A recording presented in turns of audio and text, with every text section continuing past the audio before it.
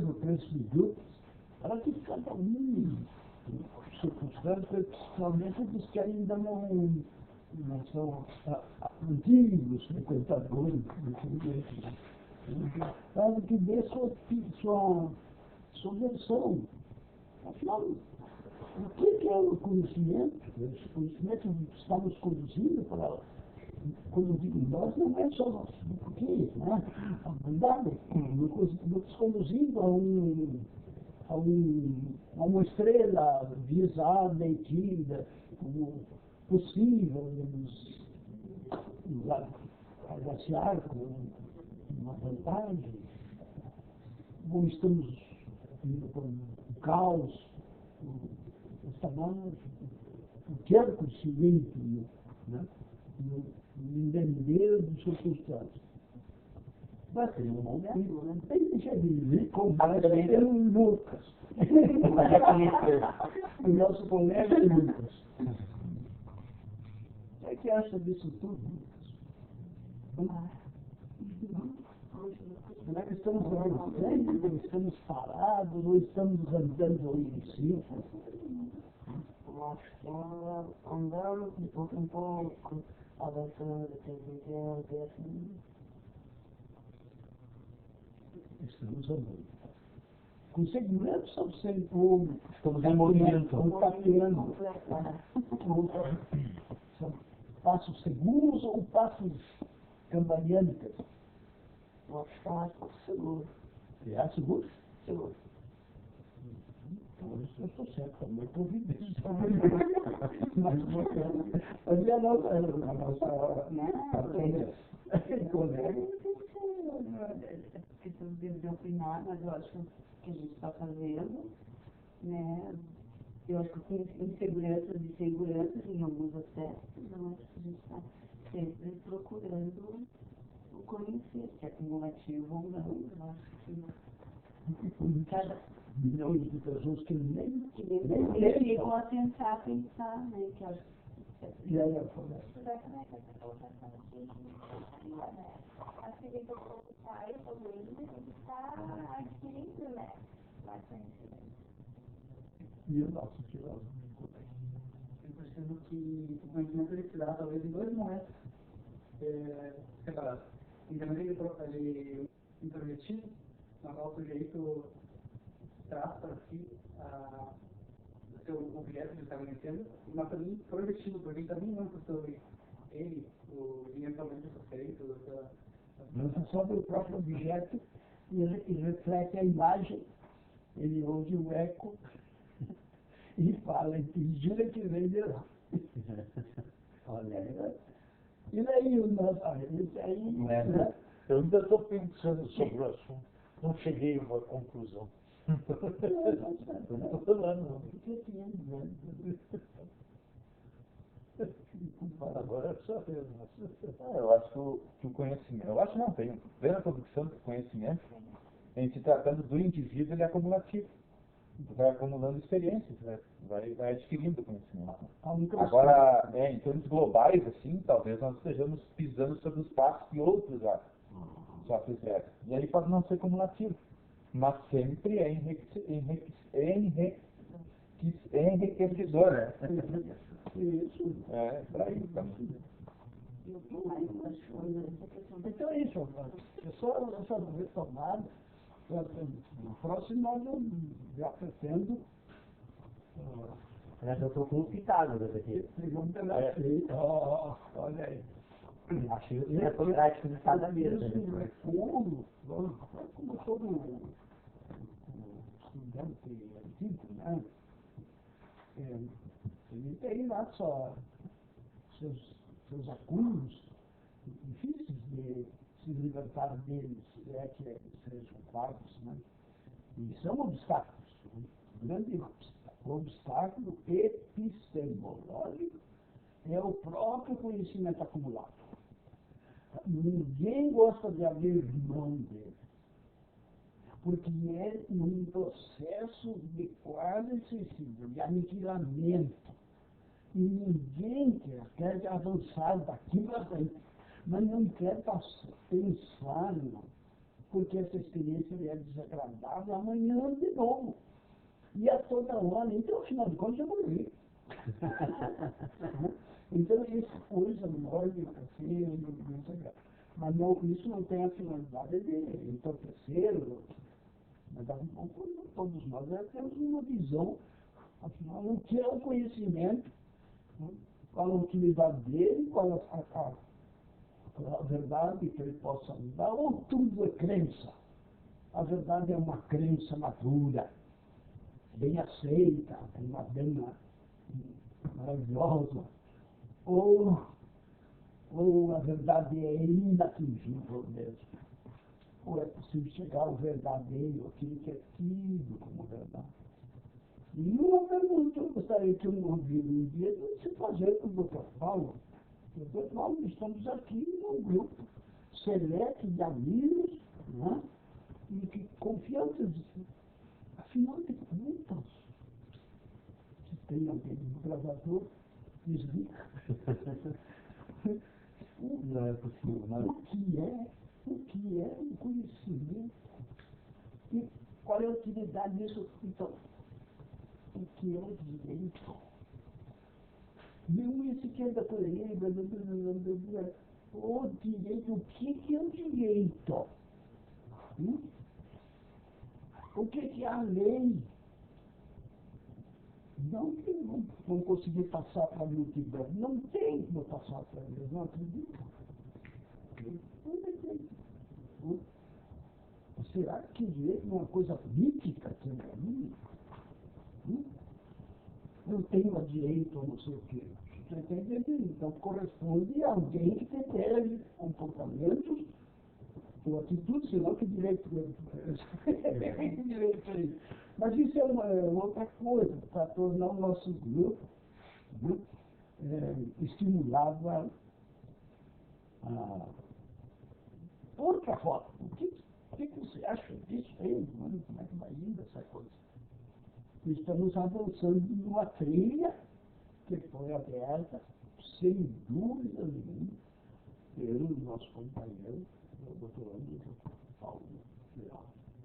Um livro nosso, nossa coisa, senão eu já teria terminado, não tinha nada. Só houve um tempo que se encontrava aí na minha dúvida de amigos.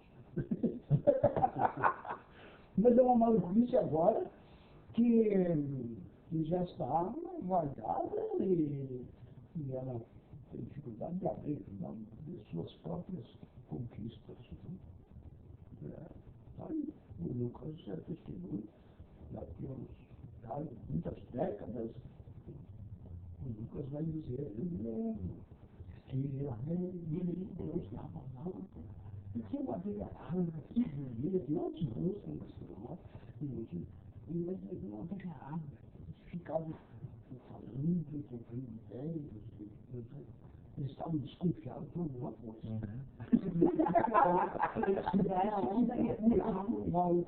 Mas vinham sempre procurando o mesmo lugar. E ficavam andando em círculo e gostavam muito. Quando chegavam no fim, mais ali, o retilíneo nosso. Não, nós temos a 49ª. Mas é terreno novo, porque sempre no momento sempre. Falou, terreno novo. Maravilha. Momentos como esse que são únicos. A gente sempre vive momentos únicos, mas como esse. Muito bom ouvir o Dr. Pedro Osório. Durante a semana passada,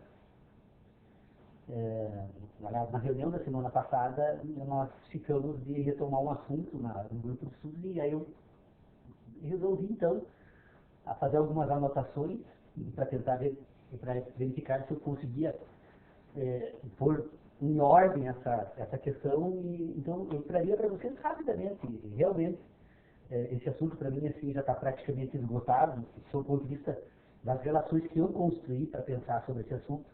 Eu queria expor para vocês que é o problema dos juízos. Porque nós estamos, o Dr. Pedro Osório fez a pergunta agora há pouco para todos nós, o que é o conhecer, né?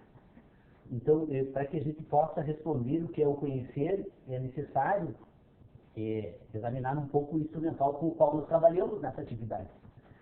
E a principal ferramenta, me perdoem pela palavra, porque ela realmente não pode ser tratada dessa forma, porque não é uma ferramenta, é um instrumento, né? Então, o principal instrumento que nós temos, então, de construção desse tal de conhecimento é o que nós chamamos dos nossos juízos. Porque são os nossos juízos que nos permitem pensar. Porque quando nós conhecemos, nós fazemos isso pensando. É a única forma de conhecer, na tentativa de explicar, pergunta o que é, então, conhecer, se é possível conhecer, de que forma se faz isso. Então, a única forma pela qual se faz isso é fazendo uso desse instrumental que se chama juízos. Só que a questão dos juízos, quando eu fui pensar sobre esse assunto, eu percebi que ele está em meio a um emaranhado sistema de processos que se comunicam com o sistema de juízo e que nos permitem pensar, então, sobre nós, sobre as coisas, sobre a natureza, sobre o mundo.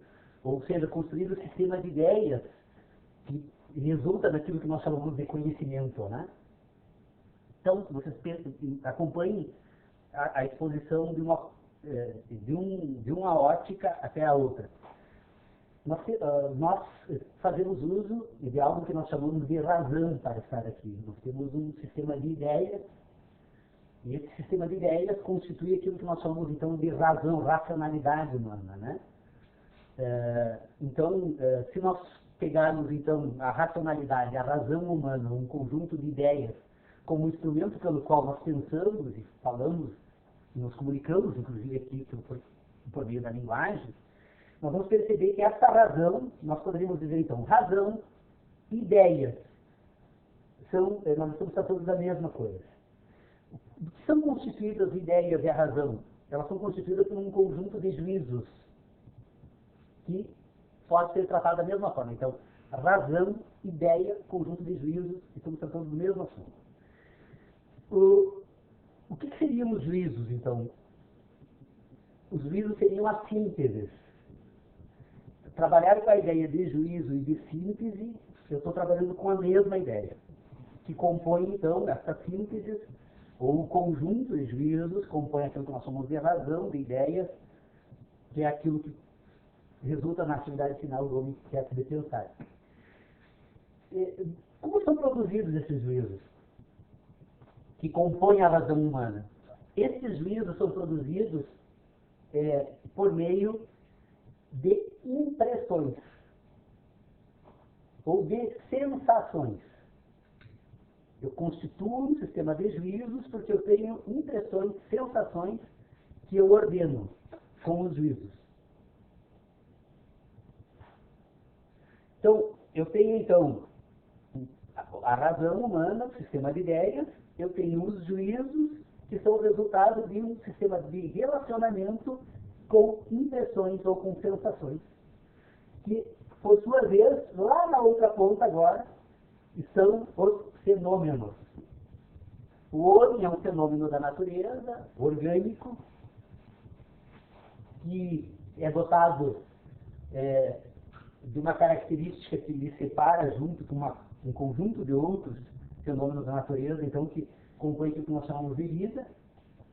Esse homem como fenômeno, então, ele se relaciona com os fenômenos que lhe são externos da natureza. Esses fenômenos externos, com o fenômeno o homem produz sensações, produz impressões. Os fenômenos se imprimem nesse fenômeno homem. Por isso que são impressões. Eles passam a compor uma memória de impressões. E são as sensações. Estou tratando da mesma coisa. Quando eu falo em impressão e sensação, eu trato do mesmo tema, mas a palavra impressão talvez seja um pouco mais precisa, porque o fenômeno imprime algo nesse organismo vivo. Essa impressão desse organismo vivo agora, então, serve para ser ordenada. De que forma? Através de juízos. Elas produzem, então, agora uma referência orgânica, que é o juízo, e que ao relacionar esses juízos, agora eu produzo a razão.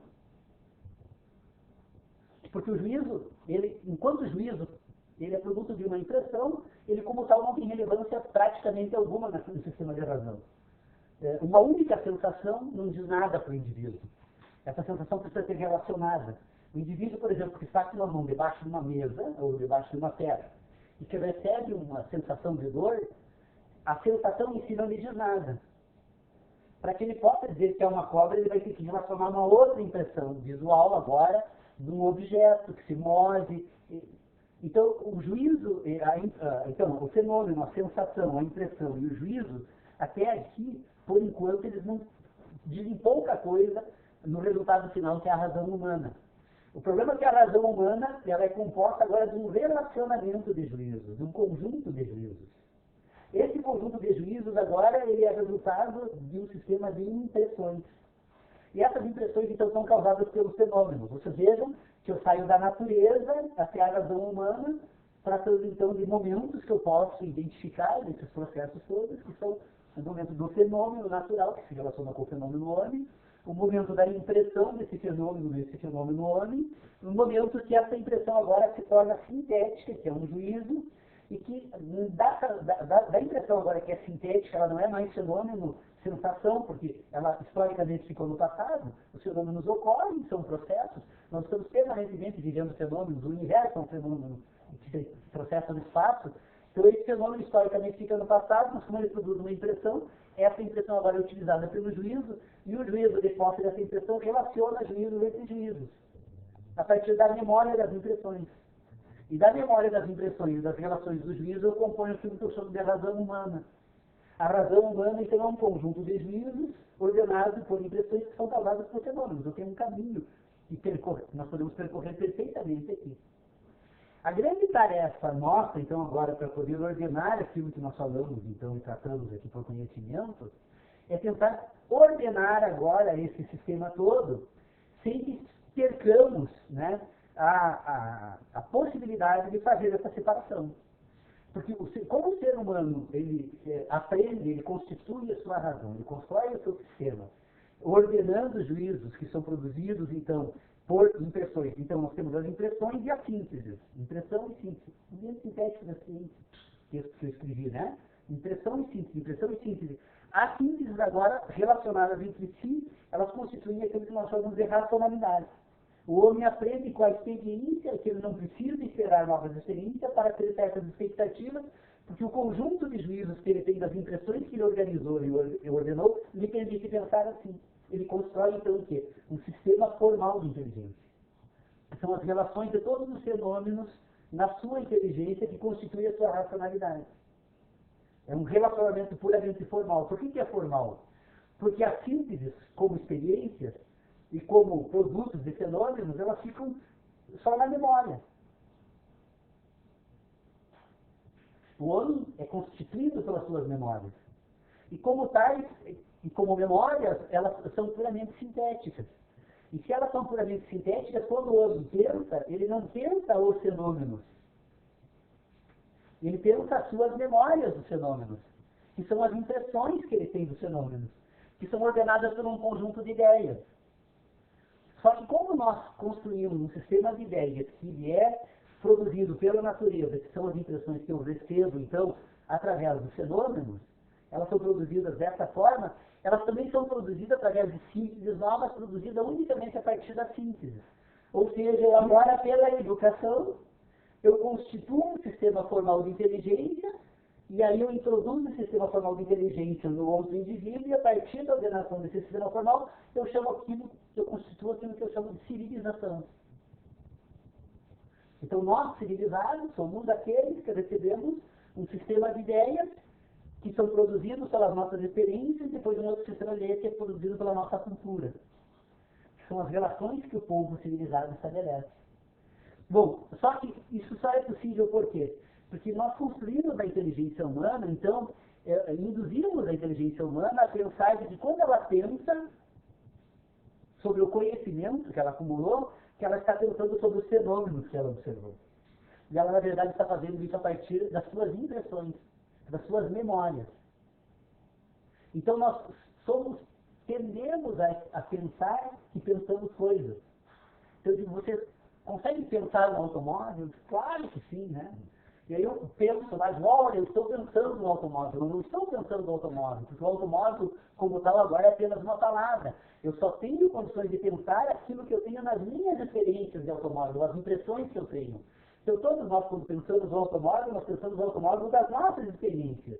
E não o automóvel que, eventualmente, poderia ser uma objetividade material, fenomênica, que esteja no mundo, num determinado lugar. Então, nós precisamos nos dar por conta disso, porque precisamos ordenar, então, esse sistema para separar desse nosso sistema de inteligência aquilo que são impressões reais, produzidas no curso, então, do processo fenomênico da nossa existência, e aquilo que são relacionamentos. Porque, na verdade, agora, a grande tarefa aqui, fica fácil, então, falar. Nós temos fenômenos, nós temos impressões, nós temos síntese, e nós temos, da reunião do conjunto de síntese, que são os juízos, então nós temos a razão. As ideias, tudo que chamamos de civilização, né? Aqui fica fácil fazer essa exposição, e eu duvido que alguém aqui não tenha entendido, pelo menos, as ligações estabelecidas durante todo esse processo.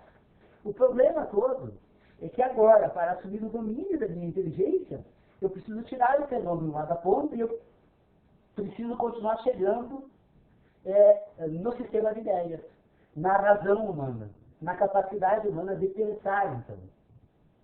Porque uma coisa é examinar aquilo que compõe a razão humana, que são as suas sensações e as relações que ele produz. Isso qualquer um de nós fazemos sem dificuldade alguma aqui. Outra coisa é pensar a razão humana sem sensação alguma, só com as relações. Por que isso é necessário? Porque eu disse, então, no início, que eu falaria de juízos. E até agora eu não falei o que são esses juízos, então, né? E eu demonstrei a existência de um, que é produzido por impressões, que são o resultado de fenômenos, que são produzidos, então, a partir agora de um sistema que impresso, a impressão então fica na memória humana. O problema é que esses juízos, então, eles buscam se corresponder com sensações. Eles buscam se corresponder com sensações que são produzidas por fenômenos que causam impressões. Então, toda vez que eu tenho um juízo dessa natureza, esse meu juízo é uma tentativa absolutamente limitada, contingente, e que está sempre sujeita a uma série de impedimentos, porque, como tal, eu tenho um sistema, então, de ideias, de juízos, que estão organizados num âmbito de inteligência. Eu tenho um sistema agora de impressões que foram produzidas por fenômenos que eu nem sei ao certo como eles ocorrem. Porque sempre que falamos de fenômeno, nós estamos diante de uma situação pela qual nós identificamos uma sensação e relacionamos a um acontecimento natural. É uma relação entre a minha sensação e o acontecimento natural. Por exemplo, aqui nessa sala, nesse momento, nós temos um conjunto de fenômenos que nós podemos relacionar. Porque temos visão, temos audição, temos olfato, temos tato, temos a capacidade, então, de uso dessas nossas competências agora, criar um sistema de relacionamento para falar desse ambiente. Mas alguns fenômenos que estão presentes aqui nesse ambiente não podem ser relacionados, porque nos faltam competência. Por exemplo, nós estamos aqui, todos nós, formando um complexo sistema de radiações infravermelhos, de raios infravermelhos que são produzidos pelo calor do nosso corpo. E que, embora esse fenômeno seja um fenômeno absolutamente relevante, sob o ponto de vista da ciência, para os exames que nós podemos fazer do ambiente como um todo aqui, como sensação humana ele não se apresenta a nenhum de nós. Então nós não temos como falar desse fenômeno, porque nós não temos impressão desse fenômeno e, portanto, não temos como formular um juízo. Mas como é que nós vamos identificar a existência desse fenômeno? Nós podemos construir instrumentos, ferramentas, que com o uso desses instrumentos, eles nos permitam agora, então, transformar em espectros visuais ou gráficos eletrônicos aquilo que nós estamos aqui, então, irradiando sob o ponto de vista de raios infravermelhos. Então, você vê o que é o fenômeno? A primeira resposta é isso. É algo extremamente limitado que me imprime, que me afeta, que me produz sensação. E quando eu tenho algo que me imprime, que me afeta, que me produz sensação, e que eu sintetizo isso agora no sistema de juízo, essa síntese é diferente da sensação. Porque elas estão organizadas em ambientes de inteligência diferentes do homem. Porque o homem que homem que pensa porque sente. Então eu tenho um homem que constitui ideias e nós temos um homem que constitui sentidos. E quando ele constitui ideias e sentidos relacionando uma a outra, a ideia jamais vai representar o sentido na totalidade, porque ele é sempre produzido de forma parcial. Como esse exemplo que eu dei aqui. Então nós temos um sistema de juízos que fazem parte da memória do homem, das suas experiências, que são juízos por correspondência. Juízos, juízos que se correspondem com fenômenos. Os juízos são sempre complexos. Sempre que eu descrevo um fenômeno, eu descrevo o fenômeno, eu preciso fazer isso ordenando ele no espaço. Porque se esse fenômeno não estiver relacionado no espaço, ele não tem sentido. Então eu tenho que produzir um juízo e relacionar. Essa é a grande dificuldade de conseguirmos construir um sistema de juízos que tenham identidade com os fenômenos. Porque eles não são idênticos. Vai depender do sistema de relacionamento para aprimorar essa correspondência, mas jamais criará uma identidade. Porque a ideia é uma coisa, o juiz é outra. Não usar a palavra coisa, porque realmente não tem outra para usar, para tentar representar a ideia, mas obviamente que a coisa tem que sair fora. A ideia e o fenômeno. Essas correspondências têm como intermediário aqui, então, a impressão. Ponto. Então, eu consegui identificar um sistema de juízos, que é o que todos nós fazemos uso sem dificuldade alguma. O problema é que agora nós temos juízos que se constituem por identidade. E são juízos agora que não se correspondem com nada, mas que ele se corresponde consigo mesmo, e que consegue, a partir agora da identidade dele com ele mesmo, produzir novos juízos completamente novos e que são produzidos a partir deles mesmos. Então, quando eu faço uso da matemática, eu constituo um sistema de juízos por identidade. Eu constituo uma ideia que é idêntica a ela mesma, então, eu posso dizer que então, eu tenho a ideia e a outra idêntica a ela, e da reunião das duas ideias idênticas eu produzo uma nova ideia que é a dupla identidade, que é o número 2. Que agora já não é mais a reunião de uma ideia com outra, mas é ela mesma. É a representação do número 2. E aí eu dou para esse sistema de ideias um conjunto de símbolos, ou de signos, que servem para substituir, então, agora, a nossa dificuldade de trabalhar com coisas abstratas, e a partir de um sistema puramente simbólico, agora eu construo uma ciência. Uma ciência que ela, por ter absoluta identidade, ela é uma ciência das minhas certezas. Eu tenho, então, um ambiente de certezas, que me permite, então, identificar no sistema de juízos, agora a possibilidade de produzir juízos idênticos a outros juízos, e a partir da identidade desses juízos, eu constituo um sistema de juízos, substituo a ideia de juízo por de símbolos, ou de representações simbólicas, eu construo uma ciência absolutamente perfeita, que serve agora de referência para organizar aquele outro ambiente caótico, que é o ambiente das minhas verdades. E quando eu estou construindo juízos que se correspondem com impressões, e que buscam relacionar essas impressões num outro sistema agora, que é meu sistema formal de inteligência, que é, então, a razão humana, né, civilizada, quando eu constituo agora um sistema de correspondência, eu tenho agora uma ferramenta para fazer a verificação das minhas verdades. Como elas são caóticas, estão sempre sendo negadas pelas futuras experiências, nós somos seres que estamos permanentemente reconstruindo as relações que produzimos das nossas verdades, porque das relações das nossas verdades entre si agora, ou seja, das sínteses que foram produzidas pelas sensações, com auxílio das minhas certezas, que é a ciência que me orienta agora, então eu vou constituir o que? Um sistema de crenças. São as expectativas que eu passo a produzir agora no mundo dos juízos sobre as relações que eu estabeleci com as minhas verdades no mundo da natureza. Então eu tenho um sistema de juízos que pode ser dividido então em certezas, verdades e crenças. Eu vou encontrar na certeza, então, a minha base fundamental de toda a minha ciência, porque é ela que vai me permitir agora então estabelecer um ambiente da pura ciência entre todos os seres humanos, então eu tenho um ambiente de certeza. com o auxílio das nossas experiências, que são individuais, de cada ser humano é produto das suas experiências, não existem experiências universais, elas são sempre individuais, porque elas são sempre produzidas por impressões, e as impressões sempre são relações com fenômenos, e cada fenômeno humano tem uma forma particular de se relacionar com o fenômeno natureza, a partir das relações, inclusive, que ele já produziu a respeito daquilo.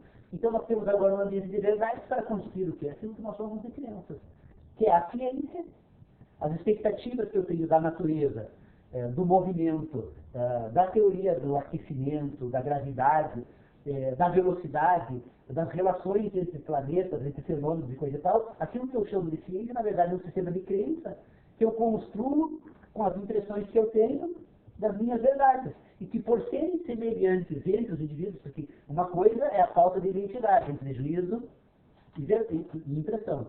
Outra coisa é perceber que os indivíduos humanos no planeta possuem todos eles um conjunto de experiências que se assemelham às nossas. Nós, dessas semelhanças, ou dessas particularidades que associam as impressões que todos nós temos, nós construímos um sistema que se chama ciência. Então, essa exposição breve, que eu estou tentando fazer aqui, obviamente porque é um assunto extremamente complexo, mas que eu organizei dessa forma essa semana para expor essas ideias, e ela fica muito dessa forma.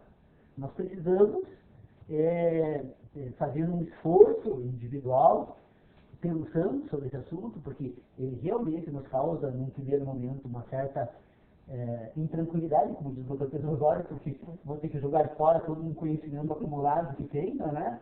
Mas depois que nós conseguirmos ordenar isso, nós vamos realmente dar um salto muito grande na nossa capacidade de aprender. Porque nós precisamos aprender a separar esses dois momentos de inteligência. O momento que nós organizamos as impressões do momento que nós relacionamos ideias. Porque nesse sistema de relacionamento de ideias, ou de juízos, né, que compõem um sistema de ideias, agora voltar à precisão da linguagem, então, as ideias são resultantes das relações entre juízos. Não existe ideia única, alguém não consegue, o ser humano nenhum conseguiria ter uma única ideia de um único fenômeno, porque ele está sempre relacionado no universo.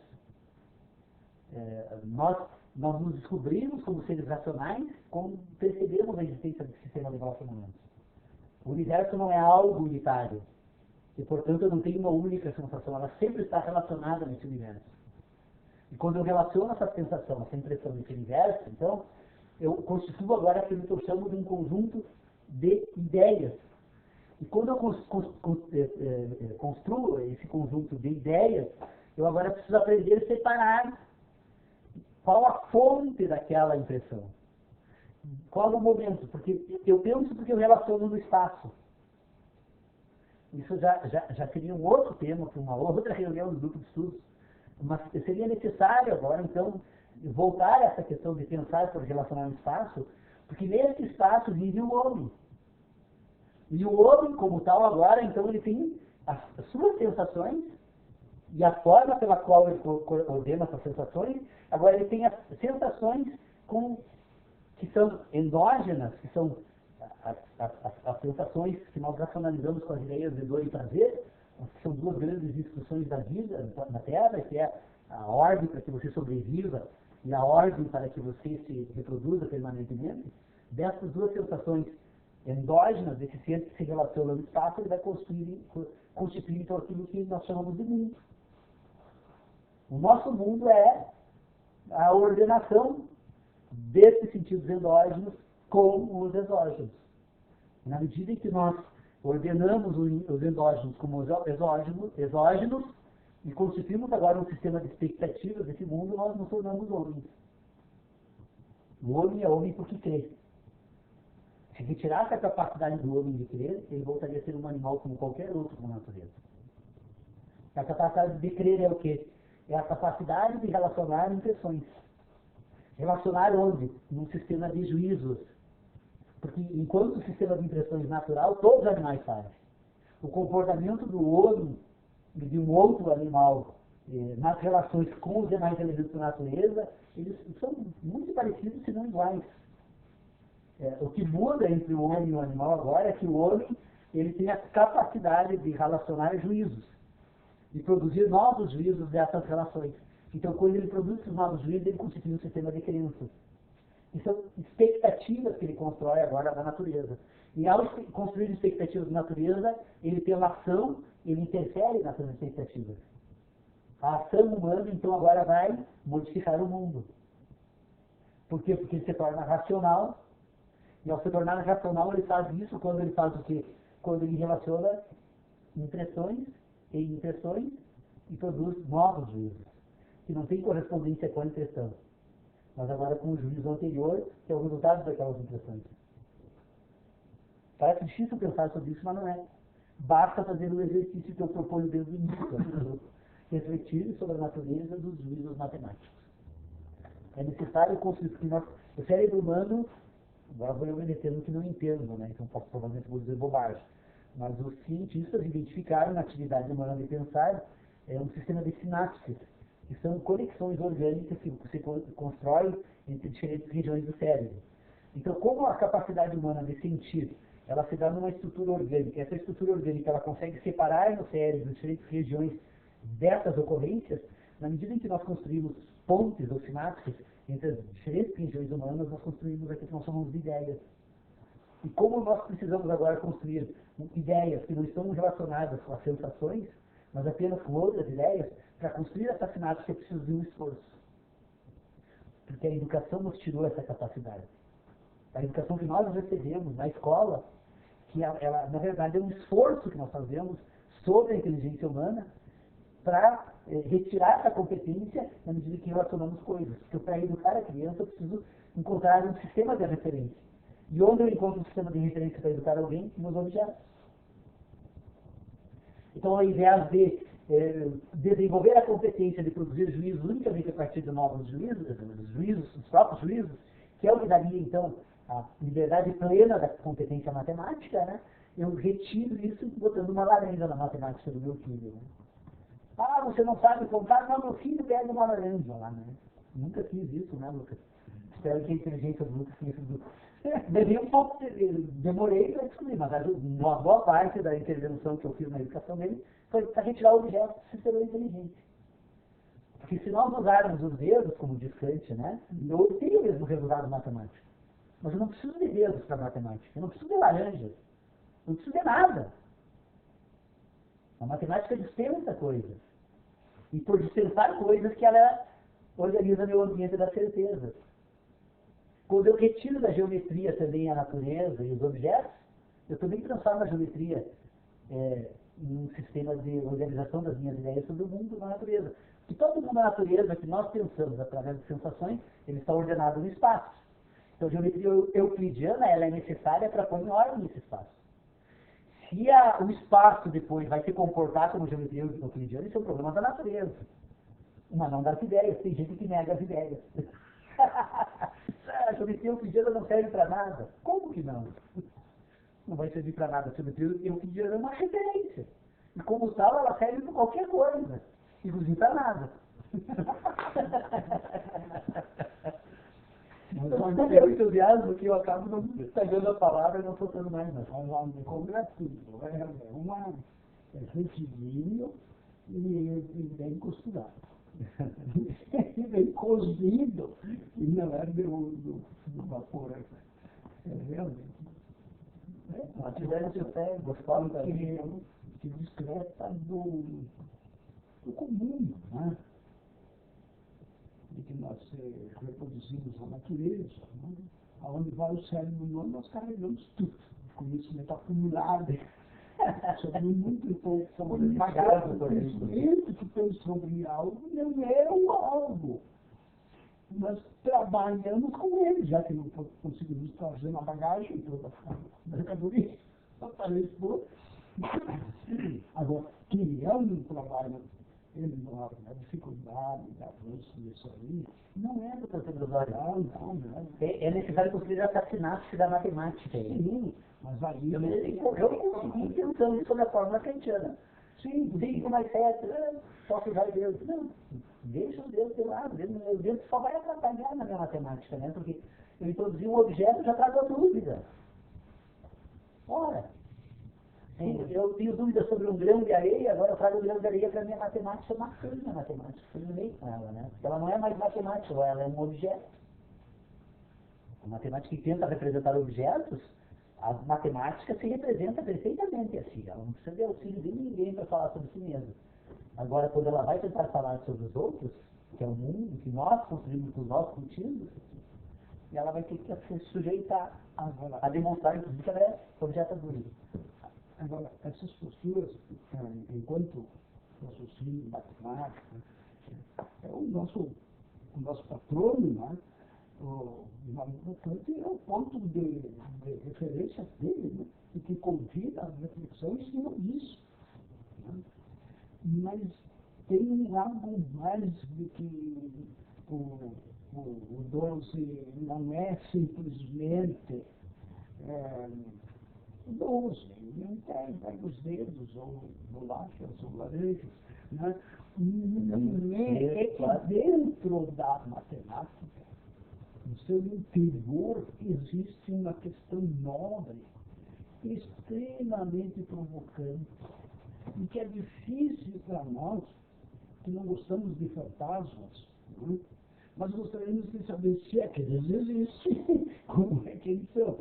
Mas nós não gostamos deles, porque olhamos coisas, né, que nos conversam, que são naturais, a tranquilidade nossa. Então, nesse ponto é que eu me maravilhei. Pode ser uma coisa. Uma coincidência. Uma coincidência, ou um equívoco enorme, mas até agora eu não consigo preservar isso. Eu acho que quando Kant convocou todos, ou então abram mão das suas competências, a explicar por que, como é que pode ser uma coisa destas.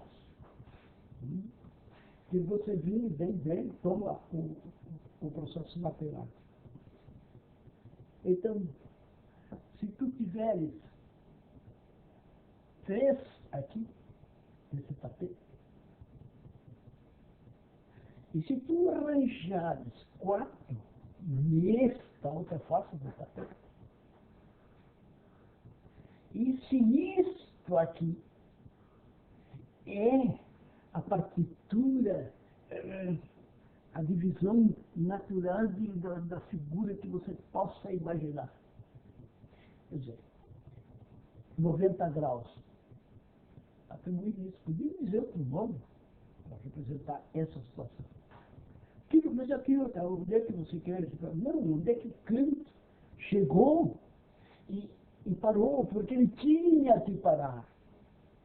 Porque se ele avança mais, ele ia puxar uma briga enorme com os politeístas, com as múltiplas visões religiosas que estão ali em estado crítico, cada uma querendo justificar a sua providência para conduzir o povos. Quem sabe que em estado de boa fé, mas se faz mau uso aquilo ali, isso já é outra, né? Uma distorção. Então, quando ele refere que eu não preciso agora chamar todos os agrônomos, os meus engenheiros de santuários da região, para descobrir que daquele cantinho ao pé da nossa colônia lá, até aquele lá, é 5. Sempre. Diz, mas o que quer dizer? Por que o senhor está maravilhado com isso? É que isso está na ordem crescente dos números da matemática. Por isso que a matemática é algo misterioso mesmo. Olha aqui, 3, 4, 5. 3 com 4 dá 7, com 5 dá 12. Então o 12, quando pensado dessa maneira, ele tem algo muito sério, que explorar inclusive por religiosos. Não é por outra razão que os apóstolos são 12.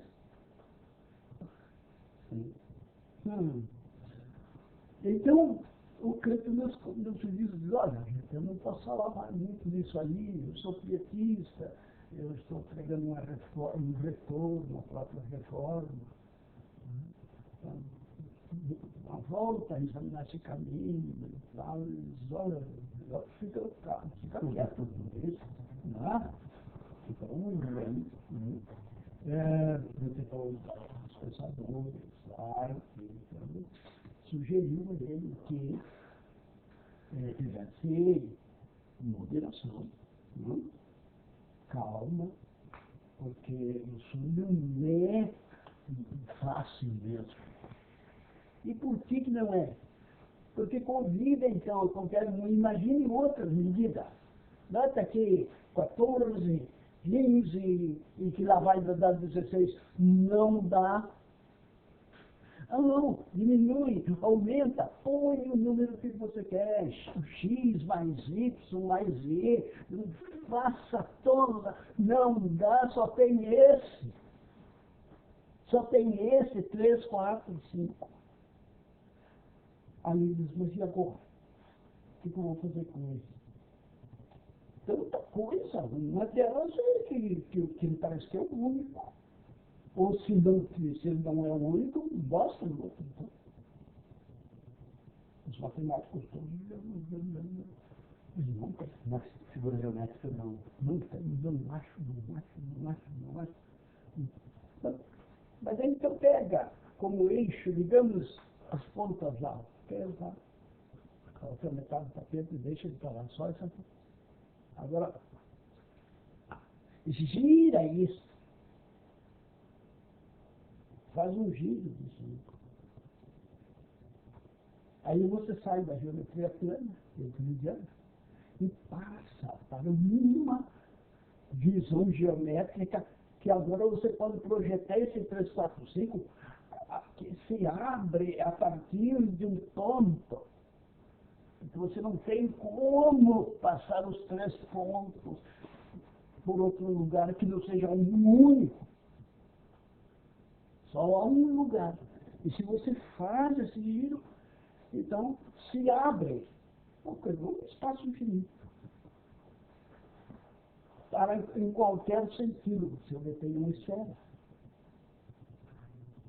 A esfera tem a propriedade no seu centro pensado de mostrar bilhões, trilhões deste 3, 4, 5.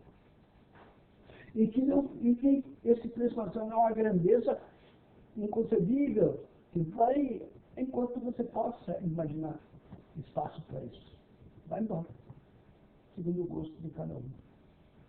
Então essa esfera já é diferente. É bem diferente de uma esfera comum, que me disse o meu professor de mecânica, um mecânico, que acidentou-se durante a vida profissional dele, e ele veio dar aula na nossa escola brasileira de propulsão. Então, uma pergunta que eu não fiz, foi um colega que fez para ele era Parque, o sobrenome dele. Como é que ele pode avaliar um povo industrialmente avançado? Ele disse, quando a indústria desse povo consegue fazer esferas. Fabricar esferas.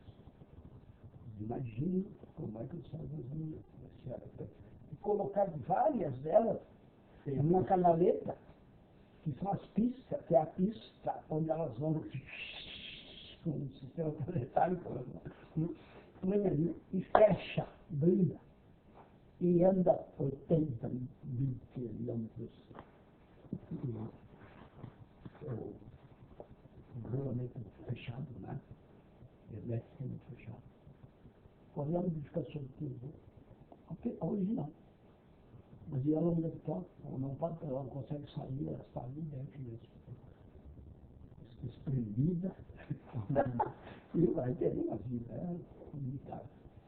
Então, nessa questão, ele tinha que, Kant tinha mesmo, que ele também não pode avançar, ele pediu socorro. Me digam, então, doutor, tudo bem, mas não consegue. Então, ele é um desafio, né, a todos os pensadores. Eu acho que é grande contribuição kantiana da crítica da razão pura, que na verdade foi pouco compreendida entre todos os filósofos, pelo menos que eu li, que tentaram entender essa questão do Kant, foi sobre a descoberta da natureza dos juízos sintéticos. Porque até então nunca se falava dos juízos, assim, né? Sintético, Mas ele, quando ele diz a priori, né? o sintético a priori, aqui a priori, a matemática é dá 5. Nem eu sou qualquer risca isso aí, faz um desenhozinho, diz a priori, mas é só esse. Mas não só nesse sentido da teoria, também o apriorismo da matemática é porque, como ela dispensa a natureza, ela não precisa de modelos da natureza, ela se constitui unicamente a partir dela mesma. Ora, se eu tenho um sistema que dispensa a natureza e que pode ser constituída unicamente a partir dela mesmo, nós temos agora, então, um sistema de juízos puros. Não precisariam que a gente tenha usado. É que, na verdade, o problema é que a fenomenologia, que o Kant é o estágio final, né, de todo o movimento que a filosofia fez, tentando acompanhar a ciência da natureza, né? Porque os céticos dizem, o conhecimento não é possível, é a dúvida que predomina, né?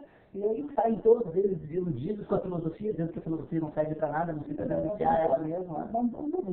E aí os físicos não dão bola para os filósofos, né? Ainda bem que fizeram isso, né? E continuaram as suas pesquisas científicas, e daqui a pouco a ciência começa a florescer e o mundo começa a se mostrar de uma forma completamente diferente daquilo que era imaginado até então.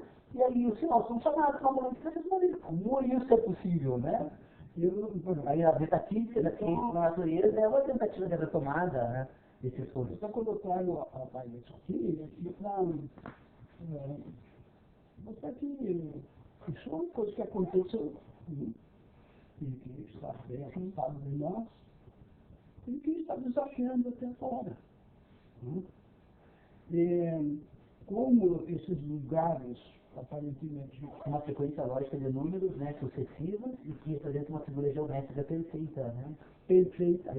E que você pode, como a frequência dos números é infinita, tem essa possibilidade. é infinita, mas que só tem essa. Dentro do infinito tem algo.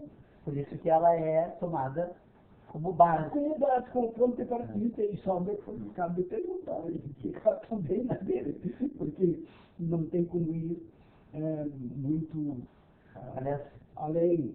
Né? Eu não sustento a questão teológica do Kant, né? Da época, o de hoje. Não, isso aí já está muito identidade, cada um tem sua visão própria, justamente era própria para isso, né? Para todos os gostos.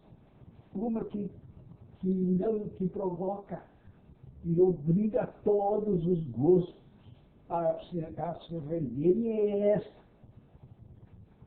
Mostre um outro que produz esse.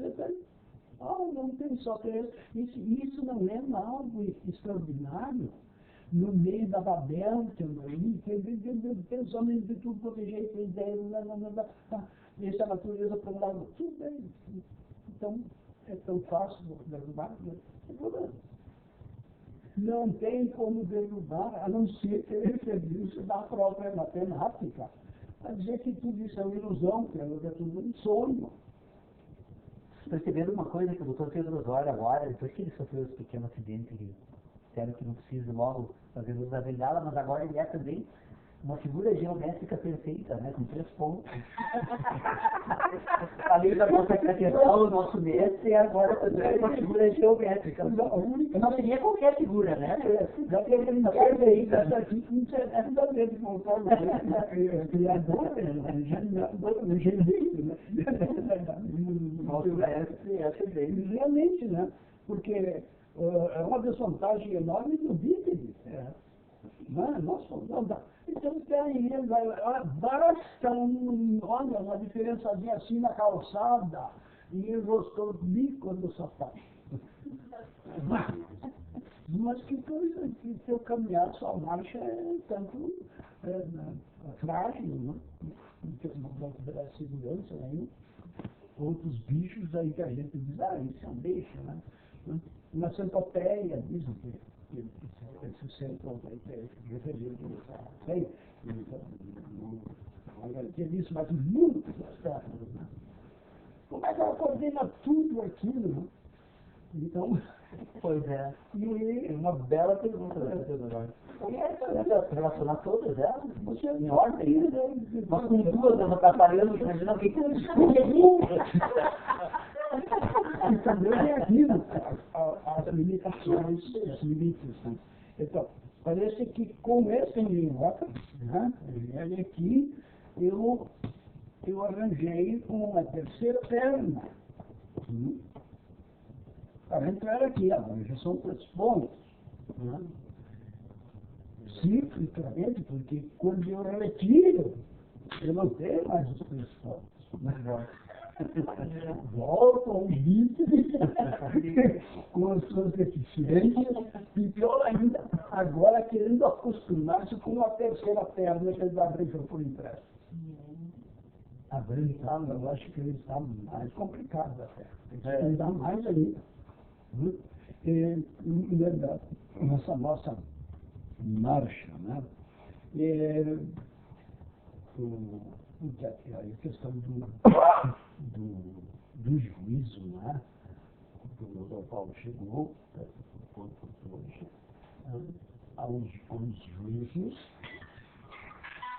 sintéticos, mas não sintético comum, um juízo sintético puro. Não tem nada com laranja, nada com as pernas, a terceira perna. Não. É puro. Mas como é mesmo? Então, o intelecto, a racionalidade no extremo, Voltada para si mesmo. não é? E voltada por ele. Então, o grande salto para o homem não é pensar, poder sair a pensar sobre a natureza lá, sobre ele próprio. O grande salto não é na Lua, também é aqui, né? Então, com ele mesmo. O Luiz Armstrong vai ter que nos explicar melhor essa viagem dele, né? Porque o cara que pergunta sobre o assunto aí, você é meio de dúvida, né?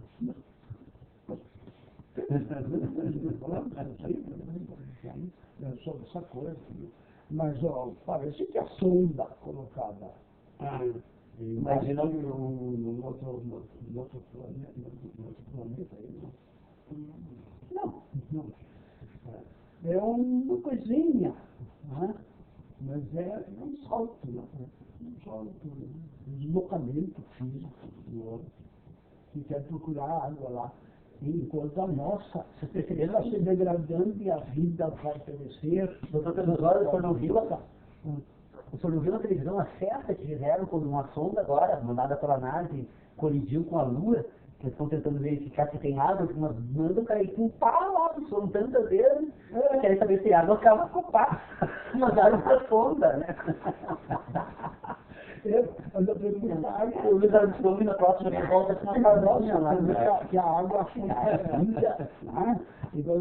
tudo bem. E daí, o que é que nós estamos fazendo com a água?